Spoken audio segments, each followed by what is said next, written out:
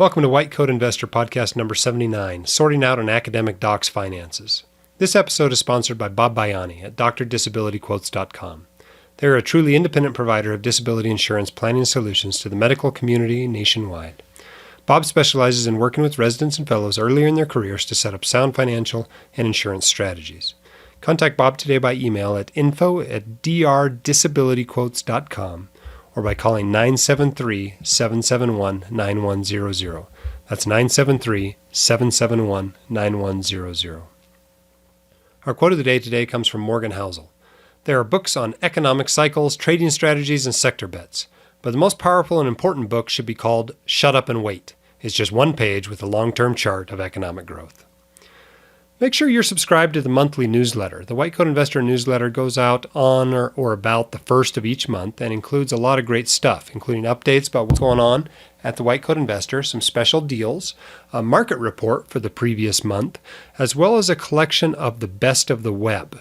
This includes links to posts both on the White Coat Investor, the White Coat Investor Network, the forum and subreddit, as well as links to blog posts across the White Coat Investor Network and from other areas of the internet that aren't related to us at all. But all the best stuff is there, and you get it all for free each month. In addition, there's a special tip, which is essentially a blog post that never shows up on the blog. And so if you want access to everything that's coming out of the White Coat Investor, make sure you're signed up for the White Coat Investor newsletter. And you can get to that just by going to the main site and under White Coat Investor Plus, going down to the link that says Newsletter Sign Up. We've got something new going on with the podcast now, if you haven't heard yet. You can actually get your voice and your question onto the White Coat Investor podcast. All you have to do is go to www.speakpipe.com/whitecoatinvestor. You can also get to that link from the main podcast page on the site. But once you go there, you can record a question of a few seconds, up to 90 actually, but please don't leave me a 90-second question. Of your question, we'll answer it on the podcast. So we're hoping to get a lot more voices on the podcast and get some fresh questions and get your questions answered.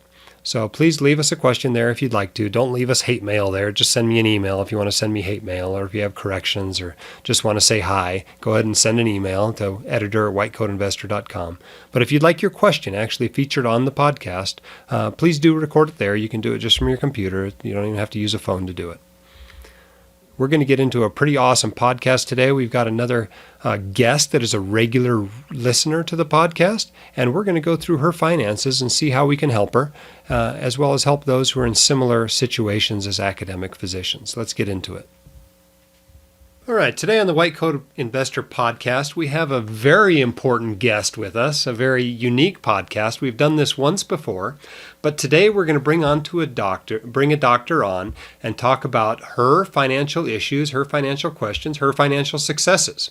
She wants to stay partially anonymous, and so we're going to do our best to do that. We're going to call her Baby Doctor. And obviously, we're going to have to share some of her financial information, or this isn't going to be very interesting or very helpful to anybody. So we'll be talking about that. But in the event that some of it seems vague, that's simply to protect her identity as best we can. So, Baby Doctor, welcome to the podcast. Thanks for having me on, Jim. I'm really excited to have this conversation. Yeah, we're looking forward to it. We've been doing a little bit for the last few minutes offline, but we'll certainly go back over anything that's particularly important and relevant to the conversation now that we're actually recording this.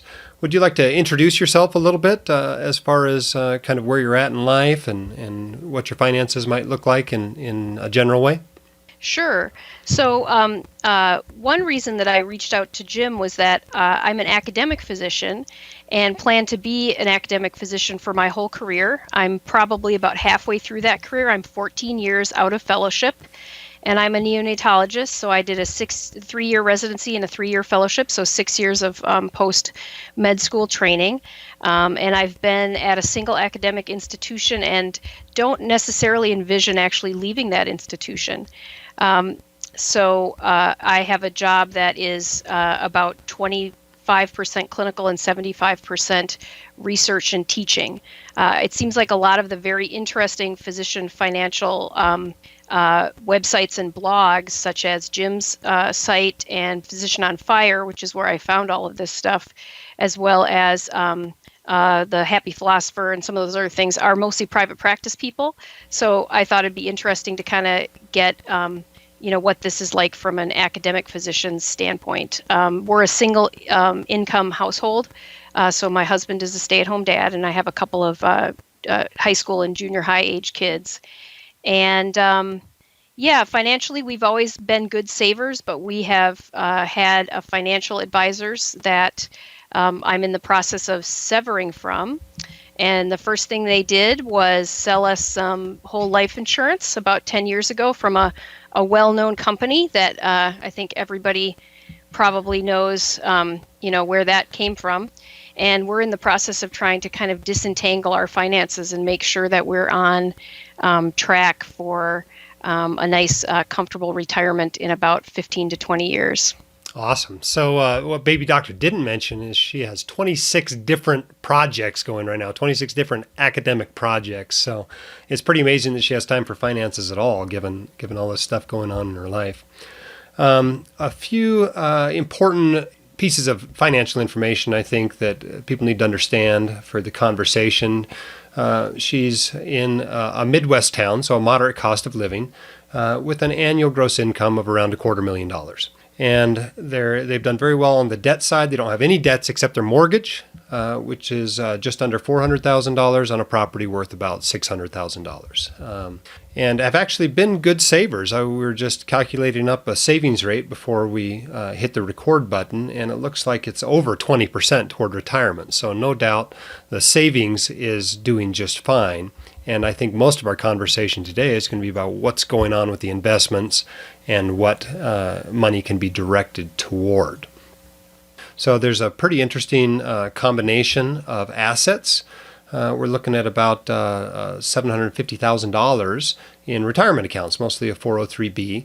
There's some old Roth IRAs as well, about $62,000 there, and a great start on the 529s at $100,000. And then a taxable account that we're going to be talking about a lot today, which is a little over $150,000. And so let's get into this a little bit. First of all, let's talk about your interaction with the advisor. How did you end up with this advisor in the first place, and how long have you been there? We've been with them for about 10 years, but probably between 10 and 11. And when I came to this faculty job, we were a young couple. Well, I guess we were 32, but in medicine, that's when you get your first job, right? So we were a young couple with, we had been making resident salaries. We both came from middle-class families with no understanding of how to handle money, but we certainly didn't want to do a bad job. And so one of my colleagues had a financial advisor that he worked with, and who basically still gets his business today by just word of mouth recommendations.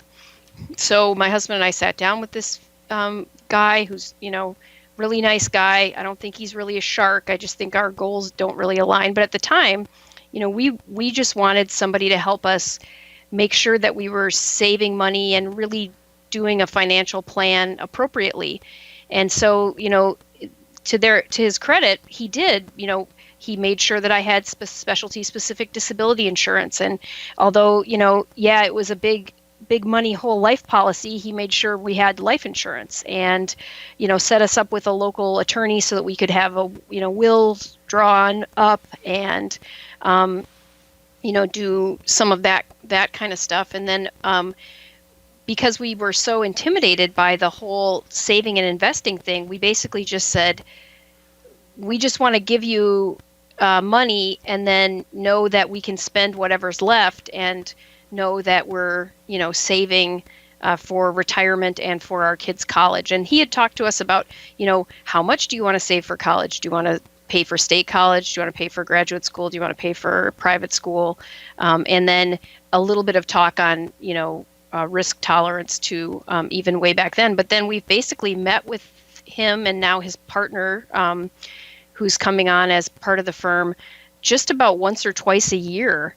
And gotten a lot of confusing information involving a lot of Morningstar charts and things, and walked away feeling like, well, at least we're saving money. But I'm starting to feel like I'd prefer to understand it better And now that I'm learning about the fees, we were paying a 1% assets under management kind of arrangement, and I don't think I'm really getting the value for what I'm paying at this point. Yeah, after looking through some of your stuff, I'm not quite sure you are either. Baby Doctor mentioned before we came online that she is actually meeting with this advisor to essentially fire him in a couple of days from the time we're recording this. And so by the time you hear this, it sounds like this relationship isn't going to exist at all anyway. One thing that's probably worth pointing out, by the way, is that you don't actually have to meet with an advisor to fire them. I mean, you ought to look at the contract and see what the contract requires, but what it typically requires is just that notice be given. And that can be as simple as sending an email. And then at that point, to move assets away from wherever they're currently being held, the easiest way is usually to contact the institution you want them to move toward, and then have them pulled rather than pushed. And that usually works a lot better to actually move assets away. But we're going to talk a little bit about that as well. So it sounds like you were not super happy with the advisor now that you're starting to learn more about personal finance and investing and realizing that maybe some of the advice you were given wasn't so useful, so fiduciary, so appropriate for you. Is that really what's driving you to move away from the advisor? Yeah, and actually my first, inkling was this whole life insurance thing. Within a couple of years of getting involved with them and buying this, I started to learn about how this is really not a good investment, and that was mostly through Dave Ramsey. And, every time he said, you're paying 100 times more for your insurance than you need to, and it's the payday lender of the middle class, I would just, feel that fingernails down the chalkboard, think like, oh God, yeah, we did that. And so I didn't have, 100% faith in this operation anyway, because I was like, well, they sold me this product that, definitely, is not wasn't in my best interest.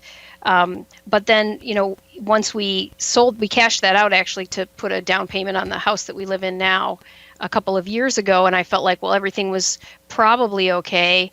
And I knew about the assets, that, how they were getting paid. But then once I started to learn about expense ratios and look into the fact that they didn't seem to have us in any of the funds that were highly recommended, I thought, I think I'm still getting taken, which just kind of annoyed me. So the whole life insurance policy's gone at this point, correct? Yep. You didn't just borrow against it. You actually cashed it out. So it's gone. Yep. So and replaced with term life. Now, how much term life insurance are you currently carrying? We are currently carrying $1 million on myself and $1 million on my husband. And then I think I also have like $200,000 through my job. But individual policies, it's $1 million on each of us. And I think that's probably reasonable given the nest egg as well and kind of where we're at in life as far as, what would happen if one of us passed away. Yeah, so basically if you died, your husband would have a couple of $1 million. Right. And what's the plan in the event that you did die? Would the plan be for him to go back to work? Would the plan be for him to live on that the rest of his life? I'm not sure. He's actually trained as a physician, but has not practiced in 15 years. And he doesn't necessarily, I don't think, have a deep drive to work.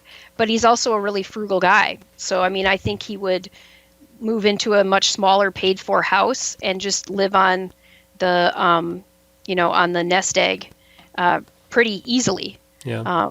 I mean, basically, if it doesn't involve him going back to work, you're basically saying, okay, you're going to live on, something like $80,000 a year, right, for the rest of your life. Which, after we talked a little bit about your spending, that may be entirely doable even without him leaving the house, right? Given how much you guys are living on, but that's kind of the conversation to have when you decide how much life insurance to buy. And here's the thing about it. Usually it's so cheap to buy more that if you're at all close to how much you think you need, just tag on another $1 million. It's just not that expensive of stuff, especially if you're only going to need it for another decade or so. A 10-year policy is not very expensive. And so tagging on another $1 million there just to be sure you have enough wouldn't be unreasonable to do. And you can get quotes for that at a number of places online, even without giving your, private information out. Someplace like termforsale.com is probably most frequently recommended. And insuringincome.com also can give you quotes on that of what $1 million would cost you. But bottom line, it's pretty cheap. If you're not quite sure you have enough, you can pick up a little bit more. Now, how about your disability insurance? How much are you carrying in disability insurance? That's one of the things that I actually do need to meet with the advisor about, because they kind of handled all of this. And so I'm sure there are like kickbacks involved and everything. I know it's with a good company. It's with Guardian Berkshire.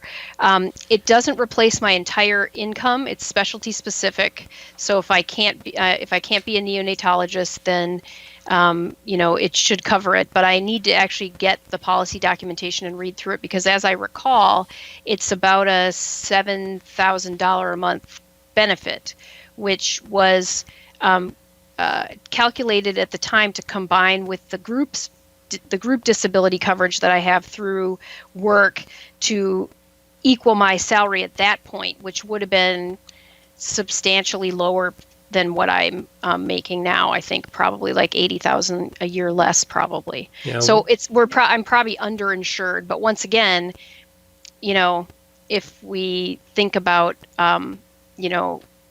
how much would we need and what our spending is, I doubt it's going to end up making sense to get any more at this point. Yeah. Now, do you still have a policy through work? Is there a group policy at work as well? There is. How much is the face or the benefit on that, the monthly benefit? That amount is I think it's 50% of my salary. Oh, so it's quite substantial. Yeah. Yeah, it's bigger than the individual policy you have.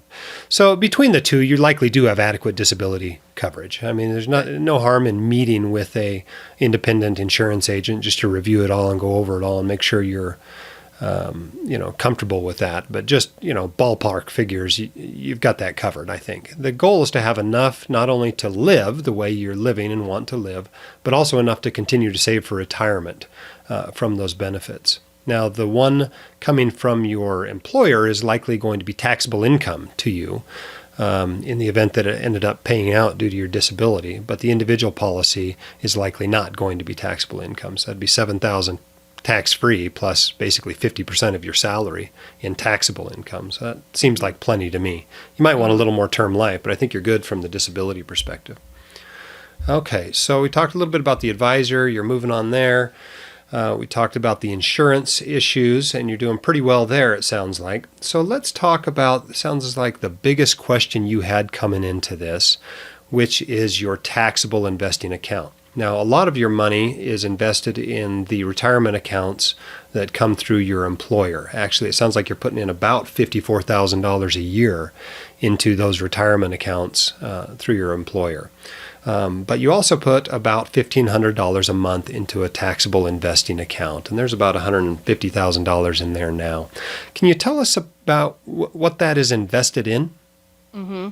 And I do need to change the allocations in my employer account too, because the advisors have been doing that, so they have me in funds with higher expense ratios. But that I know I can do with no tax implications, so that doesn't scare me. I've identified the funds, and I'm going to do that. But I have an account with a brokerage that I've already had the advisor removed from, so I can make changes on it now. And it's a combination of cash, so there's $5,000 in cash, and then I have actually 3 individual equities that total about 20 grand right now, and that the cost basis was about 18. So the thing tells me that I've got $4,600 or $4,700 in gain on that, and then there are also a bunch of mutual funds, which are a variety of. Let's go through them. Let's just list them out. Yep. Oh, okay. So the mutual funds. Sure. Well, so what were the individual stocks to start with, just out of curiosity's sake? AbbVie Inc., which I don't even know what that is. I should probably look that up. Which is ABBV is the ticker. Then some Disney, which, I guess I don't mind. Everybody likes Disney, right? I don't mind owning Disney. I love Disney. And then SLB, which is Schlumberger Limited. Don't even know what that is either, but I own $5,000 worth of it. What are the mutual funds? 3 things. Mutual funds are a bunch of first trust funds, particularly. So there's a U.S. equity one, FPX. There's another fund, an ETF. They're all ETFs too, actually. FV, which is First Trust Dorsey Wright Focus 5, whatever that means. There's looks like a real estate thing here. RFDI, First Trust Riverfront Dynamic Developed International. A Value Dividend Index, FVD. And then three Invesco funds: Diversified Dividend, which is LCEYX, High Yield Municipal, ACTDX, and Equally Weighted S&P, which is VADDX. So a variety of different mutual funds and EDFs, since that's the majority of the account. That's $130,000 value right now, with $20,000 of gain. $20,000 of gains on the mutual funds. Okay. Yep. Well, let's start at the beginning. First of all, the cash is very easy, right? No brainer there. You can just use that to invest in whatever your investment plan calls for you to invest in. There's no tax consequences there. Then we get to these three individual stocks. Yes, you have some gains there, but it's not all that much. You got $4,000 or $5,000 worth of gains. So if you sell that, in your tax bracket, I don't know, you might even be able to get down pretty close to not having to pay capital gains taxes on it. But I think you will owe 15% capital gains taxes on those gains. So 15% times $5,000 is what it's going to cost you to cash out of those individual stocks. Now, it always hurts to pay, capital gains taxes. So there's a few alternatives to paying them and using that money to invest in what you wish you would have invested in the first place. The first alternative is donating to charity. Do you donate large amounts of money to charity every year by chance? Not large, maybe like $3,000 or something total between a few different places, but that's all. Yeah. So if it was all going to one place, that might be an option to donate shares, appreciated shares, instead of cash. And basically what that does is it flushes the capital gains out of your portfolio. Not only do you get the whole charitable deduction out of it, but neither you nor the charity pays the capital gains taxes. So that's one option. The second option is hold the thing until you die and never sell it. And that basically gives your kids, your heirs, a step up in basis on that. And so it's like they bought it on the day of your death. And again, then nobody has to pay the capital gains taxes on it. And then, of course, the final option is to just sell it, bite the bullet, pay the taxes, and invest in what you wish you would have invested in. And I think for a gain that's only $4,000 or $5,000, that's probably what I would end up doing. I would probably cash that out, pay the taxes, count it as, as Dave Ramsey likes to put it, stupid tax, and move into investments that I'd rather own. If you decide not to do that, you can build your portfolio around the mutual funds and around the stocks that are kind of these legacy holdings, and just say, well, if I've got, for example, one of those mutual funds is basically an S&P 500 fund. I think it's an S&P 100 fund is technically what it is. And if you really didn't want to pay the taxes on that, you could just consider that to be part of your total stock market allocation in your portfolio and just hold on to it. You wouldn't reinvest the dividends. You'd never put any more money into it, but you would continue to just hold it, and basically for your entire career and into retirement. So that's always an option, to just build the portfolio around those legacy holdings if you don't want to pay the taxes. But honestly, we're talking about a total of $25,000 in gains. So you're really only going to be paying $4,000 in taxes. And so I'd look pretty closely at just biting the bullet, paying the taxes, and starting over. A couple of these, as I'm looking at them, actually have loss. So those are great. I sell. Like there's one that's $9,200 and has a $300 loss. So that I can sell and get that $9,200 and tax free, right? And just invest that. Well, it's better than tax free, because not only do you get the $9,200 tax free, you can do the capital the gains. $300 offsets the capital gains from somewhere else. And so, anything with a loss is a no-brainer to sell today, basically, and add it to the cash holdings that you have there. Anything with a minimal gain is a no-brainer to sell today. It's only the things with large gains. And usually this is stuff you've held for decades where, you paid $10 a share for it, and now it's worth $80 a share. And you go, maybe I can build my portfolio around this one. But it sounds like from the description of what you're holding there, this isn't stuff you really want to hold long term. Over the long run, I think you're going to come out better from having better funds with lower expenses, even though it's going to cost you some taxes up front now. For example, this First Trust ETF, the FPX. This is basically an index fund, but it's an index fund with an expense ratio of 0.59%. If you go to Vanguard and buy a total stock market index fund, the expense ratio is 0.04%. So you're basically paying 15 times more in expenses for this fund than one that, you would choose at this point, now that your level of knowledge about investments is a little bit higher. And so I think you probably won't regret just cashing these out and biting the bullet and paying the taxes and moving on. That's probably what I would do. If there's any that have been bought in the last 12 months that you have a big gain on, you might want to wait until it hits 12 months. That'll help you reduce the capital gains taxes from short-term capital gains, which is essentially your regular income tax bracket, to long-term capital gains, which for you is likely going to be about 15%. That sounds a lot less daunting. So yeah, it's not so painful. You're going to end up paying, sounds like $4,000 or $5,000 in taxes. And then you get to start over, and you basically got $150,000 in cash to allocate into your plan.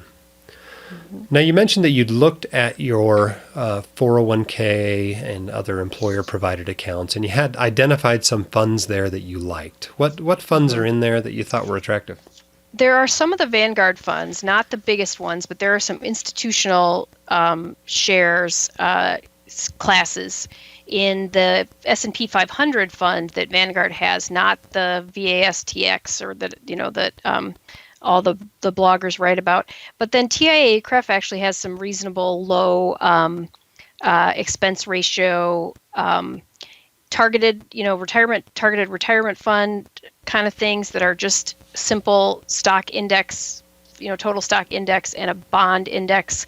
And I'm going to meet with the guy that is a free service from TIAA provided by my employer to learn a little bit more about some of those different funds. But it looks like it's going to be pretty easy to switch, because that account also has it's got real estate stuff in it. It's got cash. It's got these 1% expense ratio real estate fund in it. It's got, and then a bunch of American funds, which my advisor must get a kickback from them, because we're in those with the old Roth IRAs too, which I'm just going to get pulled into a different institution, basically just open Vanguard account. So yeah, it's relatively easy to liquidate those and move to Vanguard. And yes, your advisor did get a kickback on those. Those are generally considered loaded mutual funds, and probably 5.75% of everything you invested there went to the advisor. So that's just the way it works. And unfortunately, most of us have made this mistake. I made this mistake. The first funds that went into my Roth IRA were loaded mutual funds sold to me essentially by a commission salesman masquerading as a financial advisor. And, the truth is most doctors have made mistakes like the ones you've made. I owned a whole life insurance policy. I bought commissioned mutual funds, I didn't have really any sort of comprehensive, financial plan when I first started out. And some of us, corrected things sooner than others. Some did it in our 30s, some in 40s, some in the 50s, and some still haven't done it. And so it just depends. I think when people become a little more financially interested and knowledgeable about it. Certainly that institutional index fund that you're talking about would be a major building block in your portfolio. Just because it's an S&P 500 fund instead of a total stock market index fund, yes, I like total stock market a little bit better. It's got more stocks in it. But the truth is the correlation between the two is like 0.99. It's basically the same fund. And so that is probably going to end up being a major building block in your portfolio. But the difficulty I think you're running into is one that a lot of people run into, where they go, what funds should I pick? And the truth of the matter is they're skipping a few steps in the financial planning process. The first step is to set your goals, which you kind of have. You want to retire in 10 or 15 years, and you know about what you're spending, and so you'll want to replace that amount of spending. But what you don't seem to have done is step 2, which is an asset allocation. which is the percentages of your retirement money that you're going to put into each type of asset class or type of investment, such as U.S. stocks, international stocks, real estate, bonds, etc. Have you given any thought at all to what sort of asset allocation you wanted to have? No, I've just started to read some stuff about that. I read The Simple Path to Wealth the other weekend, and so I sort of know it's something you need to do. I just don't really know how to, how people make those determinations. I assume it's relatively personal, like there's no one right answer, or it would have been spelled out for me somewhere. Yeah, I mean, the difficult thing about it is it can be personal, but the key is you want something that you can stick with in the long run. And the problem with doing it is nobody knows what the best asset allocation is going to be going forward. And so I wrote a post once called 150 Portfolios Better Than Yours, which is a little bit of a tongue-in-cheek title, but basically it demonstrates 150 reasonable portfolios. And that's your goal with an asset allocation. You want something reasonable. And sometimes until you've seen a whole bunch of portfolios, you're not sure what reasonable looks like. So a few guidelines that would help with reasonable. First of all, most of us have significant need to take risk with our portfolios. We need them to grow, and we need them to grow faster than inflation. So that means the majority of the portfolio is going to need to be in something that is likely to have returns higher than inflation, which historically have been around 3%. So that argues for the majority of the portfolio being in things like stocks and real estate. And so when you look at the total percentages, the most important percentage as far as how your portfolio is going to perform is basically your risky assets like stocks and real estate to your less risky assets like bonds. And so, there's been guidelines given out for that over the years, that you should have your age in bonds or age minus 20 in bonds. There's lots of guidelines out there, but they're just rules of thumb. The reality is you basically want as much stock in the portfolio as you can tolerate in a nasty bear market like 2008, because you're likely to lose about half of it. And, if you could tolerate losing 30% of your portfolio without panicking and selling everything at a low, then that's about, tells you that you can have about 60% of your portfolio in stocks. If you think you can lose about 50% of your portfolio without panicking, maybe you can get closer to 100% in stocks. But for everybody, that's a little bit different. And most of us don't know how we're going to react in a nasty bear market until we pass through one. Now, I don't know how much attention you were paying to your investments in 2008. Was it something that was just out of sight, out of mind? Or do you recall your reaction to losing money then at all? I actually found it was interesting because it was, a couple years into, having, I was 5 years or so into my attending salary. And so we had the retirement account, had like what looked like real money in it. And then we didn't have the taxable account yet though. So I don't know, but I remember our advisors saying to us during that time that they wished that they had like 100 of us. Cause they said and the other thing that he has said to me a couple times is you would do fine with $55,000 a year. You would still save the same, proportionally, of course, but I kind of don't even think about all that money as my money. I always think of like the money that's my money is the money that's in my checking account. So I remember that it went down like 35% or something like that. And some of my older colleagues who are the age I am now or a little bit older were freaking out, and some of them sold everything and put it into cash. And I like to think that I would just be like, well, I guess I'll just work longer, if this is what's going to happen. Because I have a lot of faith in my ability to earn an income, and then the investment money just doesn't really even seem like it's real at this point. But maybe it'll seem a lot more real the next time that this happens. Well, it likely will for a few reasons. One, you're a little closer to retirement. Two, you no longer have the advisor. I think back then you were thinking, I got a money guy, he's taking care of that, I'm not going to pay any attention to it. Now you kind of know that it's your baby and you've got to take care of it. So it might be a little bit harder next time because of those reasons. Benjamin Graham suggested that nobody ever have more than 75% of their portfolio in stock or less than 25% of their portfolio in stock. And I think that's a pretty good general guideline. But I think the next step you've got is to really kind of decide on an asset allocation. And I wouldn't panic about it too much, because the truth is it doesn't matter that much. The investor matters far more than the asset mix. And the main thing is that you can stay the course with whatever you choose through thick and thin. And so I would, pick something relatively simple, but something that makes sense to you, and write down the reasons for adding each asset class in there and why you put that percentage in, and then go with it. And then every time you're wondering why you did that, you can refer back to your notes and see, oh yes, I decided I was going to put more in U.S. stocks than international stocks because I plan to spend dollars in retirement, for instance, And so maybe you decide to put 2/3 of your stocks into U.S. stocks and 1/3 into international stocks, for instance. And maybe you add some real estate in there. You decide to put 10% of the portfolio into real estate, and the goal for that was to still have high returns but have low correlation with the rest of the portfolio. And so then when you come to a time when real estate's done crummy for 3 or 4 years in a row, you can look back and go, oh yeah, I wanted something that wasn't correlated with stocks, and now this is what happens with diversification. Everything doesn't go up all at once. But when you have one of those periods of time where stocks aren't doing great and real estate is doing great, you'll be glad you own it.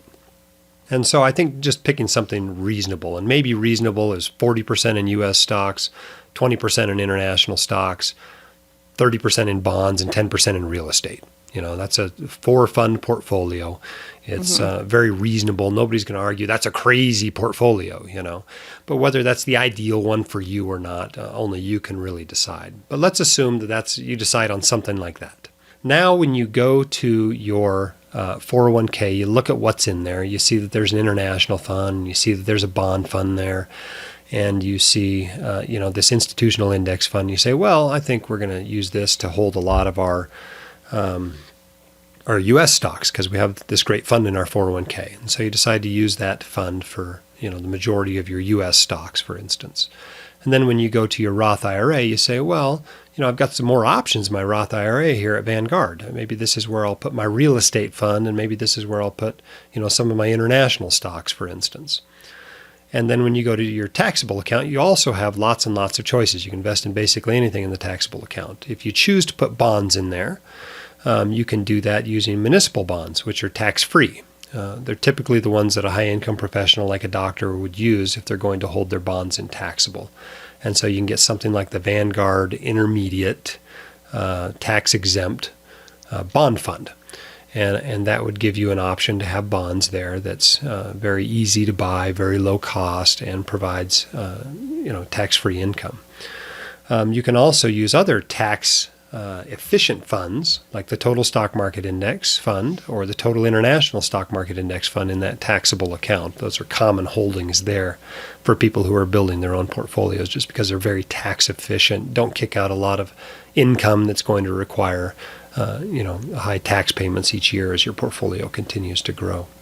Does that make sense to kind of start with the asset allocation and then work with what your available accounts are in order to pick which funds you're going to be investing in each account?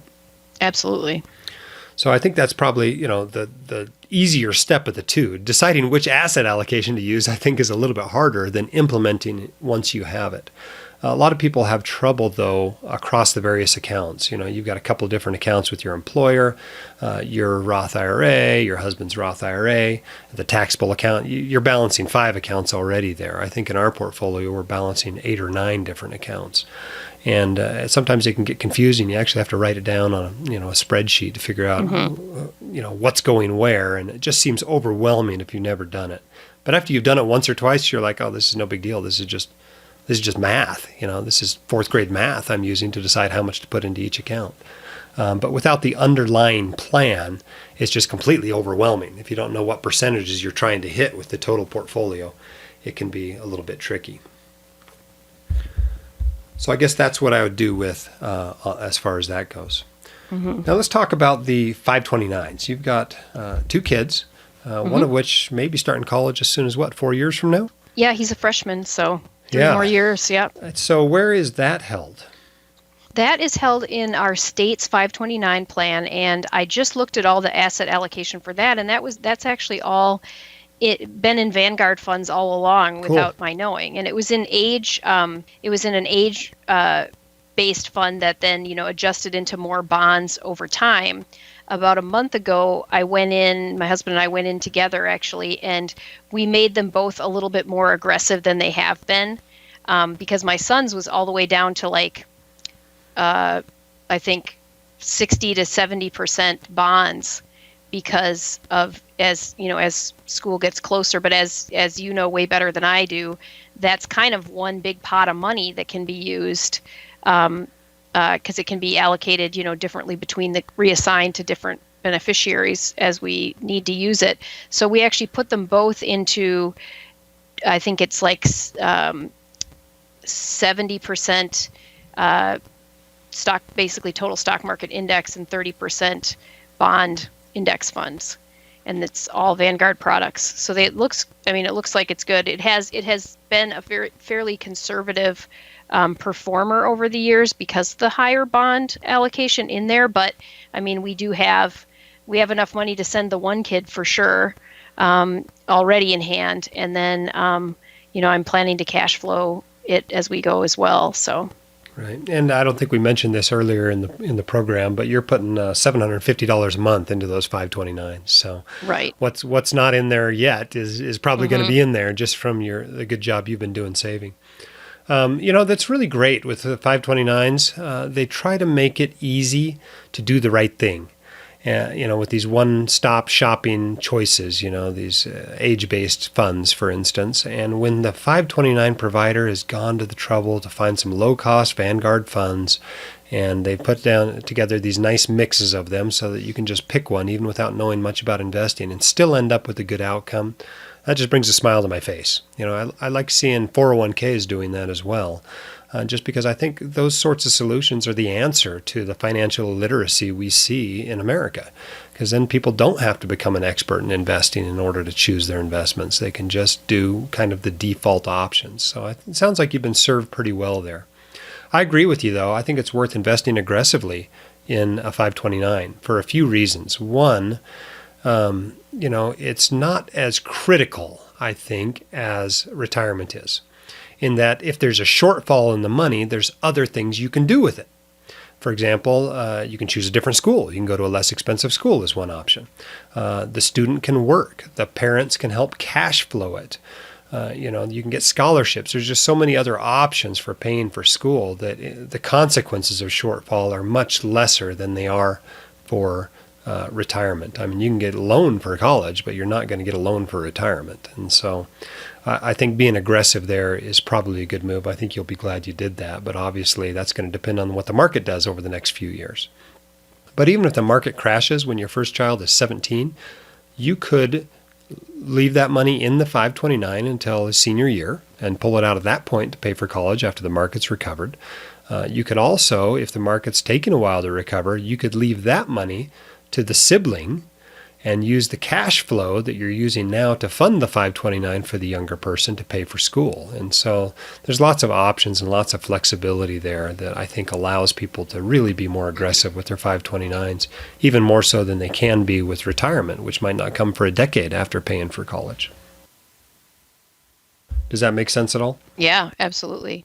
Yeah, I was really encouraged because, all the stuff with the advisor that I hadn't been paying attention to, and when I looked at it, it was way more complicated and, looked like there had been some big mistakes. The 529s, which they've never had their hands on, when I looked at those, I was like, oh, that's actually just fine. Isn't that great. Terrible that you've been paying 1% of assets under management and getting worse advice than what you just would have might have maybe have done automatically? Yeah, it's really a shame sometimes. At any rate, our time is getting short here. I wanted to make sure if you had any other questions or things you wanted to address that we did so. One thing that I wanted to point out to other people is that I did have an advantage that I think a lot of physicians now don't necessarily have, although others in my position can take advantage of. I borrowed I had $130,000 in medical school loans, which is low, I know it right now, but I finished medical school in 1998. So, at that point it was probably higher than the average actually. And I was able to get 90% of that debt forgiven through the National Institutes of Health Loan Repayment Program over a 6-year period when I was a junior faculty member. So people that are planning on staying in academics and doing research as part of their jobs, those NIH awards are still funded at high levels, like 30%. And there is no other NIH pay line that is that high.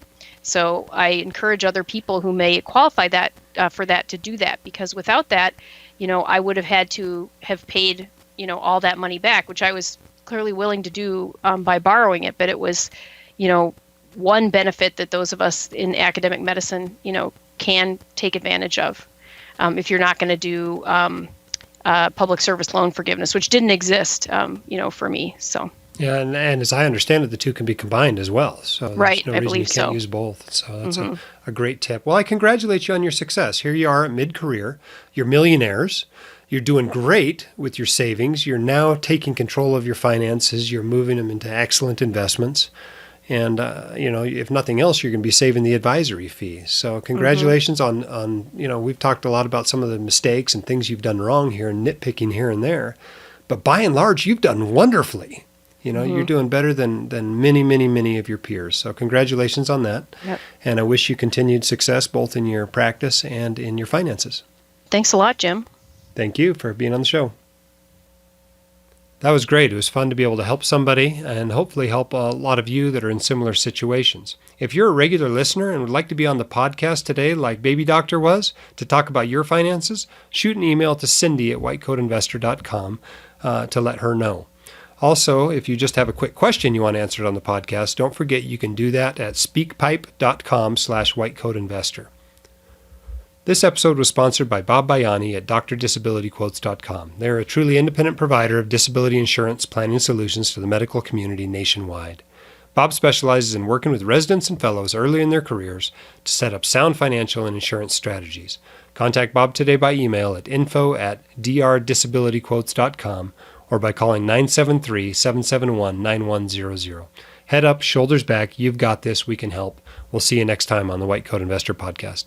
My dad, your host, Dr. Dolly, is a practicing emergency physician, blogger, author, and podcaster.